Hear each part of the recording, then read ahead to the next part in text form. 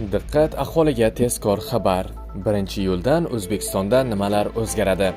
Assalomu alaykum qadrli tomoshabinlar, kanalimizga xush kelibsiz. Videodan to'liqroq xabardor bo'lishni istasangiz, oxirigacha ko'rib, like va podpiska tugmalarini bosib qo'yishni unutmang. Diqqat qiling.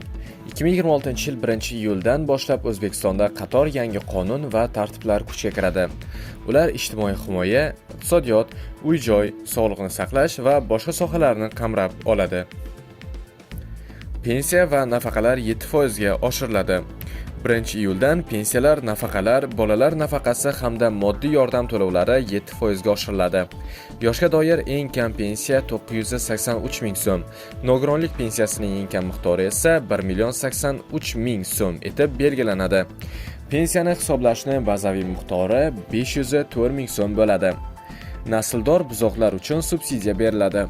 Sun'iy urug'lantirish orqali olingan har bir buzoq uchun 500 ming so'm, embrion ko'chirish usuli bilan olingan buzoq uchun esa 700 ming so'm subsidiya ajratiladi. Shuningdek, 2029-yilgacha xorijdan olib kirilgan nasldor qoramol, qo'y va echkilar QQSdan ozod etiladi. Bond ombori tizimi ishga tushiriladi. Elektron tijoratni rivojlantirish maqsadida 2026-yil, 2028-yillar davomida maxsus bond omborlari faoliyati yo'lga qo'yiladi. Ushbu omborlarda internet orqali sotiladigan mahsulotlar vaqtincha saqlanadi. Subsidiya mablag'larini omonatga qo'yish mumkin bo'ladi. Uy-joy uchun subsidiya olgan fuqarolar tijorat banklarida maxsus ipoteka omonati ochib, dastlabki badal mablag'larini jamg'arish imkoniyatiga ega bo'ladilar. Toshkentda Mening uyim tizimi joriy etiladi.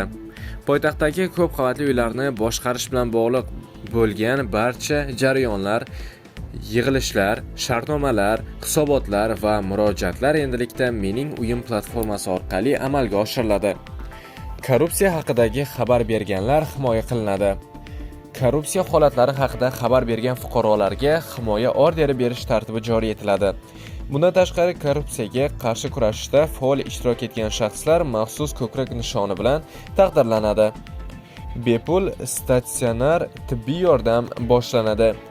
Davlat tibbiy sug'urtasi doirasida fuqarolar elektron navbat asosida bepul rejali statsionar davolanish imkoniyatiga ega bo'ladilar.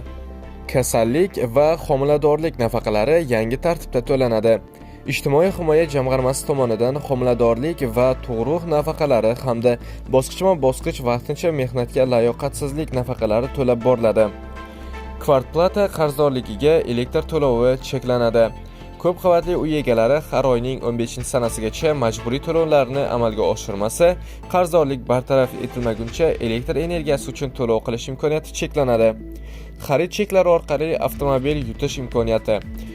Qoraqalpog'iston va Xorazm viloyatlarida xarid cheklarining soliq ilovasi ro'yxatdan o'tkazilishi orqali fuqarolar avtomobil va boshqa qimmatbaho sovrinlar o'ynaladigan yutuqli aksiyalarda qatnashishlari mumkin bo'ladi.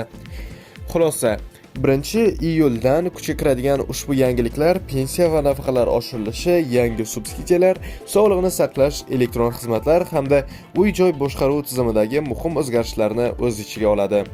Do'stlar, shu va shunga o'xshash yangiliklardan birinchilardan bo'lib xabardor bo'lishni istasangiz, kanalimizga obuna bo'ling va bizni kuzatishda davom eting.